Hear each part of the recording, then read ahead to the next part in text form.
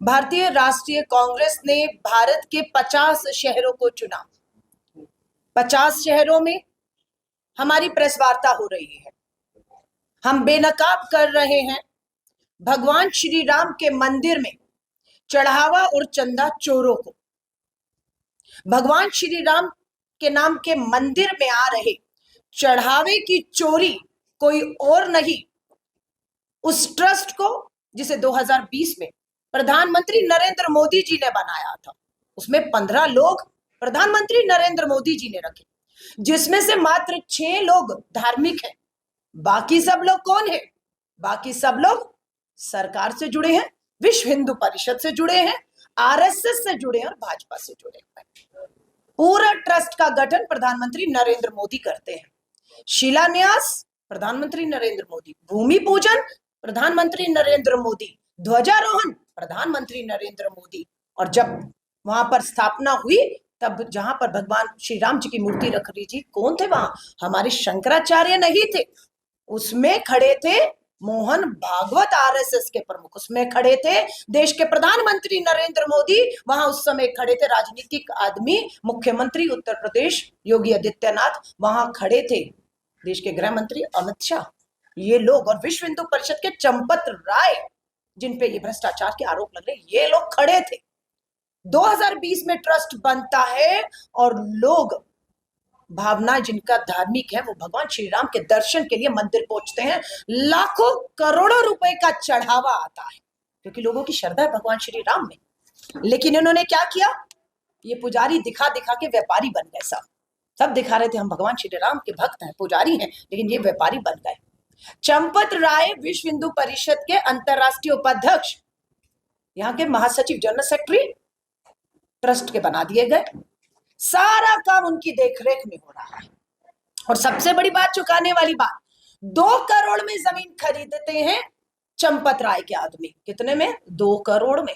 और मात्र 10 मिनट के भीतर वो जमीन दोबारा बेच दी जाती है। किसको? चंपत राय के आदमी के द्वारा वही 2 करोड़ में खरीदी गई अयोध्या की जमीन बेच दी जाती है। किसको? ट्रस्ट को। और कितने करोड़ में? 18 करोड़ में।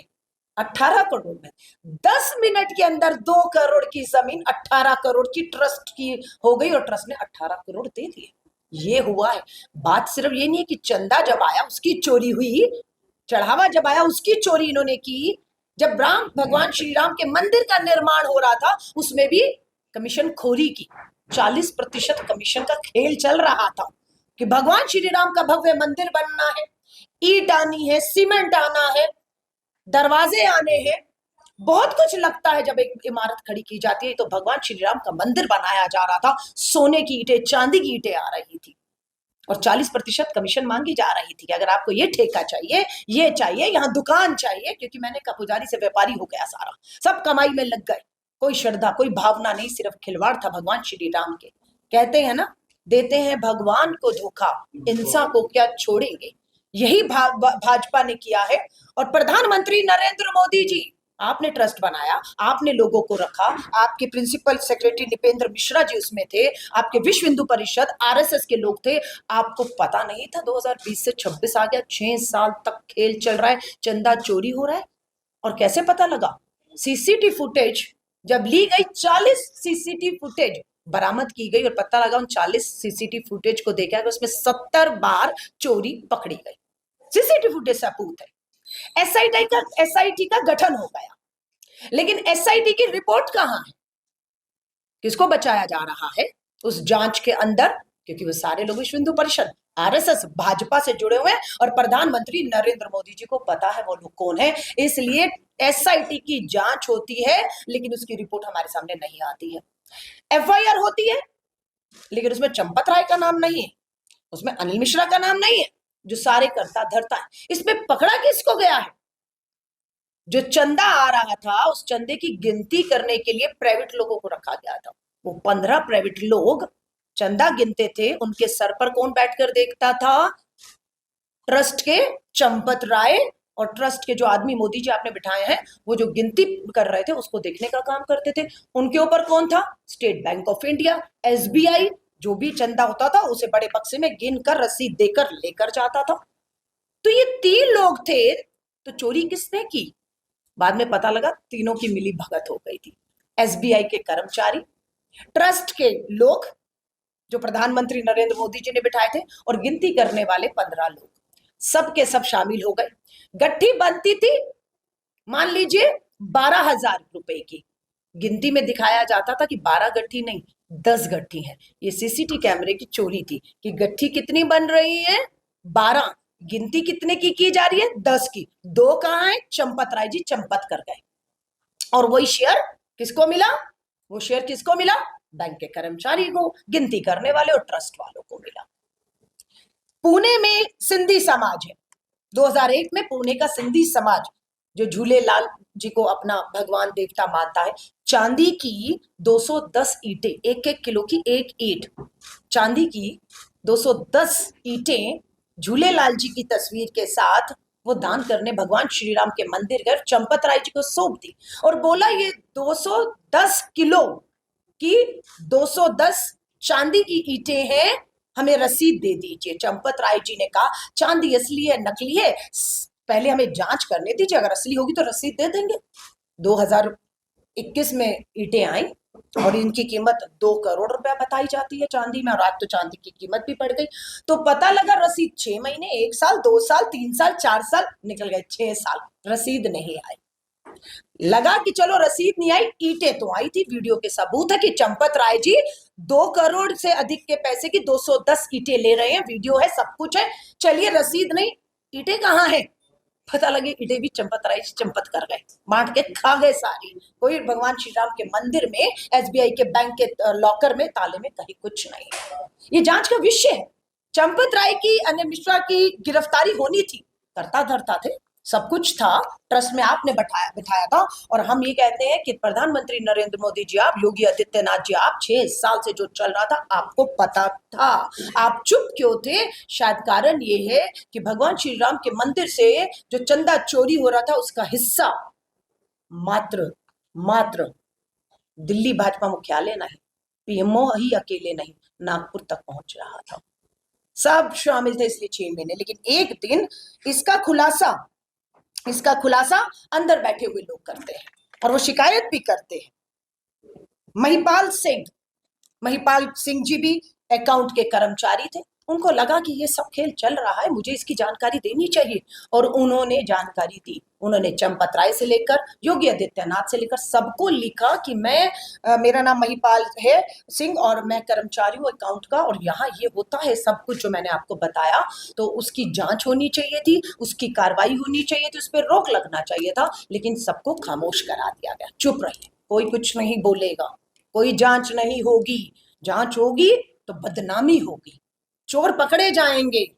हाँ, और इसलिए महिपाल सिंह जी को ही उल्टा अकाउंट के काम से बाहर कर दिया गया कि इसको पता लग गया चोरी, ये हमारी चोरी में हिस्सा नहीं ले रहा, हमारी पोल खोल देगा, इसको बाहर कर दीजिए। कोई जांच नहीं हुई, और ये बात प्रधानमंत्री जी को महिपाल सिंह ने लिखी, पीएमओ में लेटर लिखा, पीएमओ ने उत्तर प्रदेश को लिखा, उत्तर प्रदेश ने जांच करवाते हुए जांच को बीच में रोक दिया कि छोड़ दो ये सब, हम सब मारे जाएंगे, हम सब बदनाम हो जाएंगे। तो ये सब चीजें हैं। अब कांग्रेस क्या चाहती है?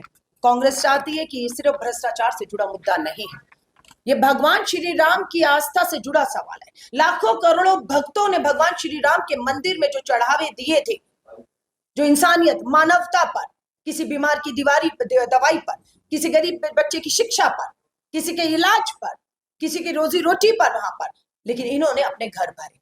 और जब जांच हुई तो इन्हीं के घर से सोना चांदी चढ़ावा करोड़ों रुपया मिला है। और ये कहते हैं हम तो इसको छुपाकर बचा रहे थे, हम घर पर ले आए क्योंकि हम इसको बचा रहे थे, वरना ये भी लूट जाता। तो घरों से इनकी चीजें पकड़ी गई हैं। हमारा ये 3 सवाल है कि प्रधानमंत्री नरेंद्र मोदी जी, आप इस सब में चुप क्यों बैठे हुए हैं? अटल बिहारी वाजपेयी जी जब देश के प्रधानमंत्री थे, तब अटल बिहारी वाजपेयी जी ने प्रधानमंत्री होते हुए संसद के अंदर खड़े होकर कुछ कहा है, मैं आपको सुनाना चाहती हूं। और ये किसके लिए कह रहे हैं, कौन आज है, ये आप सुनिएगा। मोदी जी देश के प्रधानमंत्री आज है और अटल जी तब थे, किसने क्या कहा है? क्योंकि प्रधानमंत्री नरेंद्र मोदी जी अपने आप को कहते रहे, मैं चौकीदार, सबने लिखना शुरू कर दिया मैं चौकीदार हूं और देश चीख चीख के बोलने लग गया चौकीदार चोर है। आज अटल बिहारी वाजपेयी जी का सदन में कहा हुआ वाक्य सच हो रहा है। मैं आप वीडियो चला रही हूं, आप सुनिएगा। आप मुझे चौकीदार बनाइए, चौकीदार। अब मैं चौकीदारी कर रहा हूँ, चौकीदार। हम चौकीदार हैं, सोने को तैयार नहीं है, चौकीदार। चौकीदार चौकीदार चौकन्ना है। अयोध्येतून प्रभू श्रीरामाचे करोडो रुपये चोरीला। इस मामले में कोई कुत्ता नहीं भौंका। अगर पहरा देने वाला कुत्ता न भौंके तो समझना चाहिए कि वो चोरों को जानता है।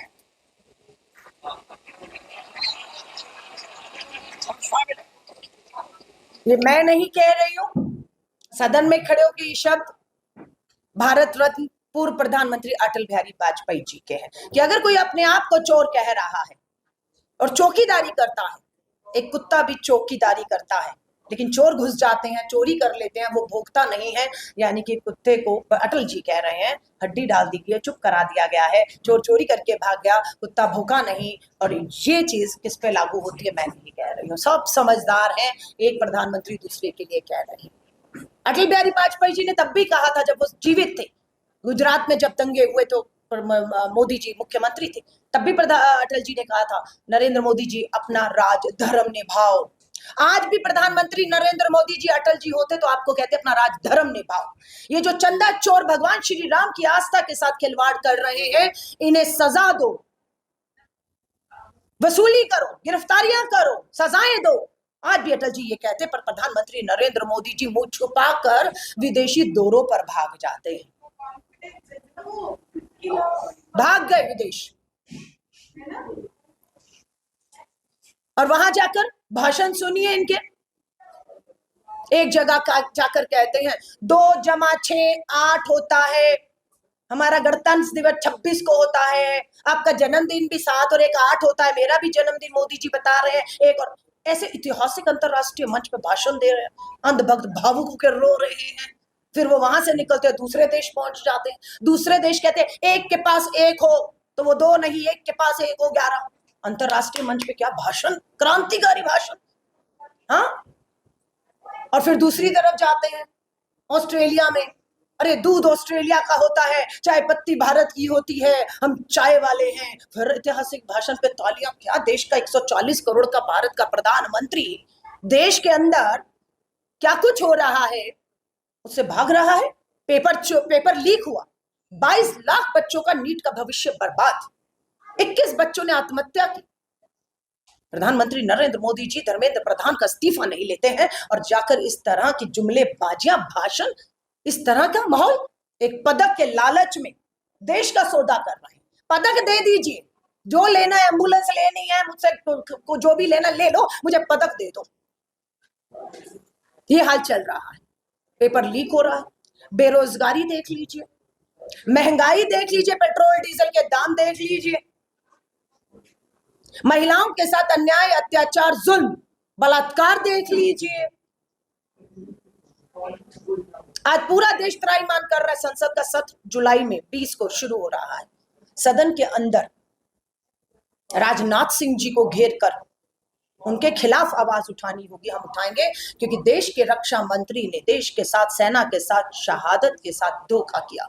ये कहा खड़े होकर सदन में कि ऑपरेशन सिंदूर में कोई हमारा जवान शहीद नहीं हुआ, और आज कहते हैं कि हाँ 6 जवान शहीद हुए थे। ये शहादत का अपमान किया आपने। राजनाथ सिंह जी के खिलाफ हम अपमानना का नोटिस ला रहे हैं, उन्हें माफी मांगनी चाहिए और उन्हें अपने पद से इस्तीफा देना चाहिए। बिल्कुल धर्मेंद्र प्रधान का इस्तीफा हम छोड़ेंगे नहीं। सदन के अंदर और सदन के बाहर सड़कों पर कांग्रेस पार्टी का पूरा कार्यकर्ता आंदोलन करेगा। धर्मेंद्र प्रधान का इस्तीफा हो, राजनाथ सिंह जी के ऊपर बात हो, मंदिर चोरी के चढ़ावों में गिरते रुपए, गिरती अर्थव्यवस्था, प्रधानमंत्री नरेंद्र मोदी जी इस पूरे राम मंदिर के भ्रष्टाचार में आप बराबर के भागीदार हैं।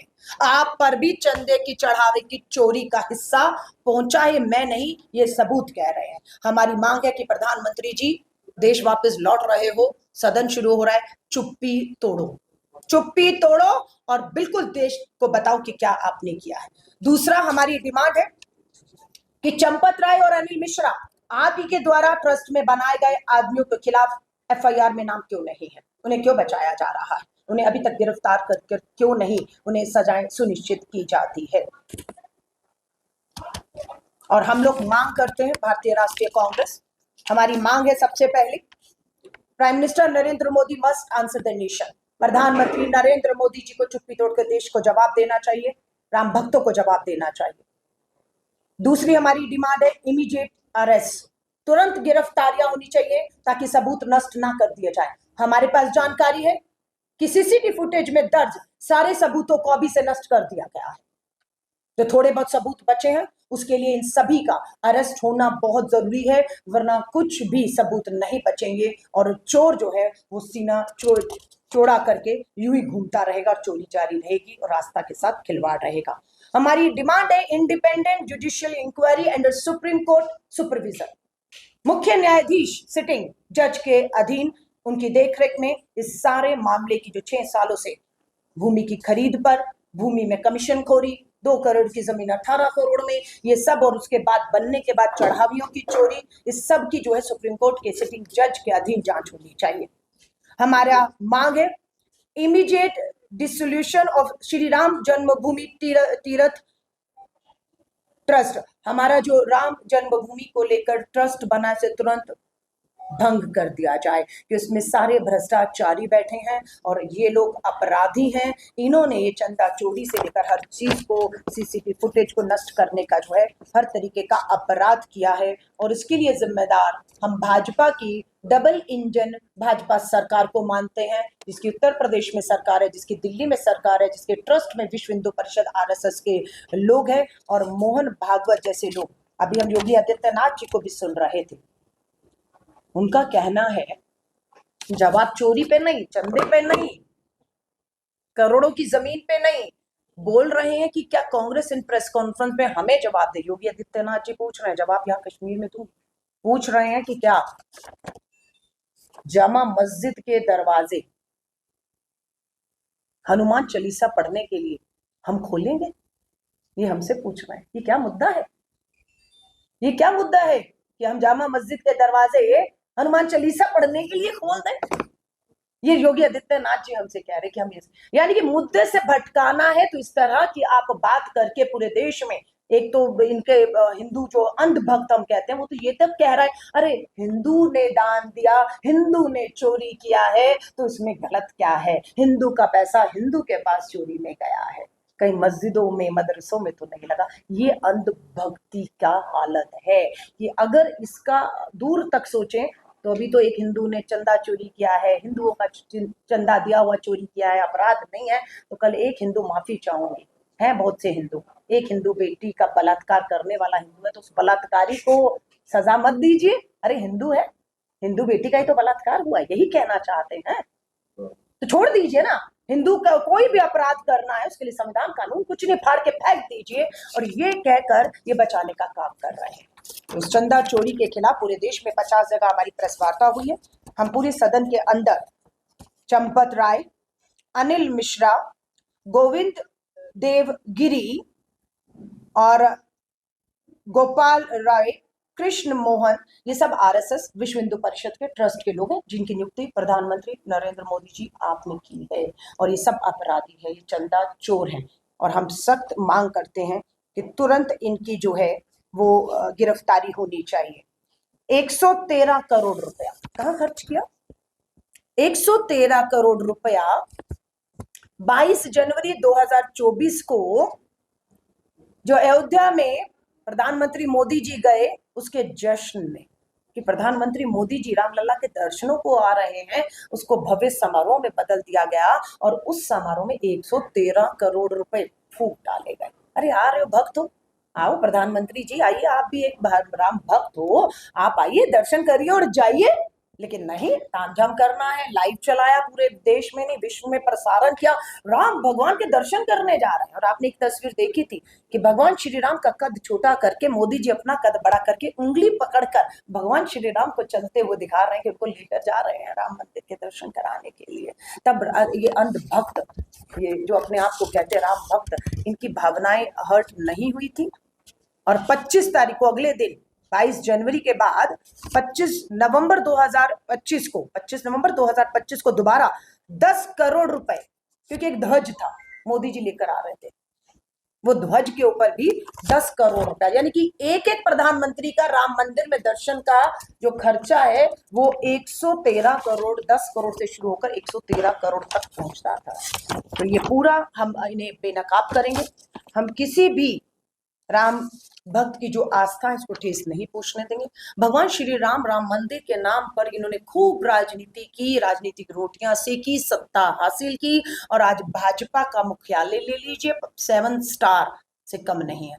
आप भाजपा को छोड़िए, आप विश्व आरएसएस का मुख्यालय झंडे वाला दिल्ली में आइएगा, मैं आपको टूर पे लेकर जाऊंगी, उनके दफ्तर दिखाऊंगी। ये वो आरएसएस है जिसका आजादी से योगदान से लेकर आज तक देश में कोई योगदान नहीं है, कोई भी इनका त्याग और बलिदान नहीं है। आज उनका भी दफ्तर 7 स्टार के बराबर बना हुआ है। वो आरएसएस रजिस्टर्ड भी नहीं है, उसको कहां से कितना कौन चंदा देता कोई हिसाब किताब नहीं है।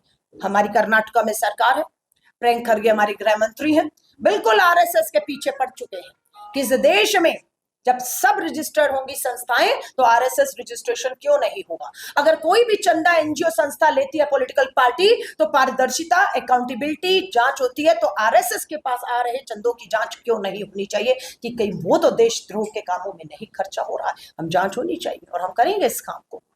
तो ये सब सवाल है जिसको लेकर पूरे देश के अंदर हम देश के प्रधानमंत्री नरेंद्र मोदी जी को घेरने वाले हैं, संसद और सड़क तक। हम लोग 21 जुलाई को भारत की राजधानी दिल्ली में चलो संसद के नारे के साथ पूरे देश की महिलाएं, हजारों की तादाद में पूरे देश से महिलाएं दिल्ली पहुंच रही हैं। 21 जुलाई को चलो संसद का नारा है।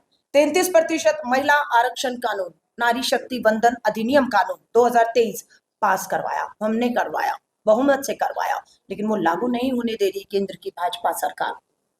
और हमारा यही दबाव है, महिला आरक्षण कानून लागू करो, आज और अभी करो। 543 सीटें लोकसभा में है, आज और अभी करने का मतलब है जो नंबर है उसमें हमारी 183 महिलाओं के लिए सीट आरक्षित होती है और हम संसद पहुंचती हैं। और इसी में हमारी ओबीसी अति पिछड़ा वर्ग की बहनों को आरक्षण से बाहर रखा है, उन्हें भी शामिल करो। तो पेपर लीक का मामला है, महिला आरक्षण का मामला है, राजनाथ सिंह जी गृह मंत्री के तौर पे झूठ बोलने का मामला है, पेपर लीक पर धर्मेंद्र प्रधान के इस्तीफे की मांग है, एप्स्टीन फाइल में फंसे हरदीप पुरी जो पूरी तरह से कंप्रोमाइज अमेरिका के हाथों में खेल रहे हैं देश के प्रधानमंत्री। आप सीज फायर हुआ नहीं था पाकिस्तान और हिंदुस्तान के, जब ऑपरेशन सिंदूर था, वो सीज फायर की घोषणा आपने नहीं, भारत में नहीं, अमेरिका में बैठे ट्रंप ने की थी। समझौते हुए थे आपके, आपने सीज फायर किया, आपने शहादत को छुपाया, आपने ट्रेड डील कर दी, आपने भारत का सौदा अमेरिका के साथ ट्रेड डील में किया। और आपने एप्स्टीन फाइल में, जो घिनौनी फाइल है, नाबालिग बच्चों के से दुष्कर्म की फाइल है, जिसमें हरदीप पुरी का नाम आता है, और हरदीप पुरी खुद मानते हैं प्रेस कॉन्फ्रेंस में कि वो जाफरी एप्स्टीन से बहुत बार मिले हैं, वो उन्हें जानते थे। और वही फाइलों का लाभ उठाकर आज अमेरिका हमें दबाव देता है भारत को।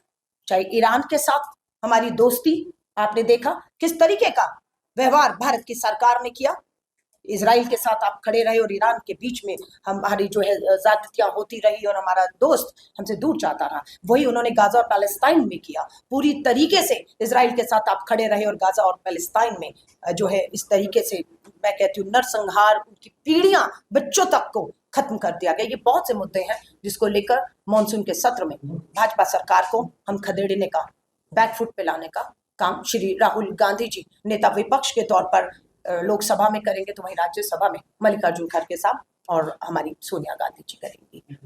अगर आपका सपना भी गवर्नमेंट जॉब पाने का है लेकिन बड़ी बड़ी फीस बन रही है परेशानी, तो मायूस होने की ज़रूरत नहीं है। मेहनत और सही गाइडेंस से ही हर सपना पूरा किया जा सकता है। जम्मू कश्मीर और लद्दाख का भरोसेमंद और जाना माना कोचिंग इंस्टीट्यूट कैरियर अड्डा पिछले 10 सालों से हजारों बच्चों को एसएससी, जेकेएसएसबी, बैंकिंग, डिफेंस और दूसरी गवर्नमेंट जॉब्स की शानदार तैयारी करवा रहा है। सबसे खास बात यह है कि यहाँ बच्चों को बेहतरीन गाइडेंस के साथ ऐसी तैयारी करवाई जाती है जिससे उनका सिलेक्शन आसान हो सके, वो भी बिना किसी ट्यूशन फीस के। यानी यहाँ आपको मिलेगी फ्री कोचिंग। कैरियर अड्डा में सिर्फ क्लासेस ही नहीं बल्कि हर एग्जाम को क्रैक करने के लिए शानदार मॉक टेस्ट सीरीज भी उपलब्ध करवाई जा रही हैं, जो बच्चों की तैयारी को और मजबूत बनाती हैं। जो बच्चे सेल्फ स्टडी कर रहे हैं वो भी इस सुविधा का फायदा उठा सकते हैं। इसके अलावा बच्चों के लिए फ्री डाउट सेशंस भी रखे जाते हैं, जहां हर सवाल और हर परेशानी का आसान तरीके से हल बताया जाता है।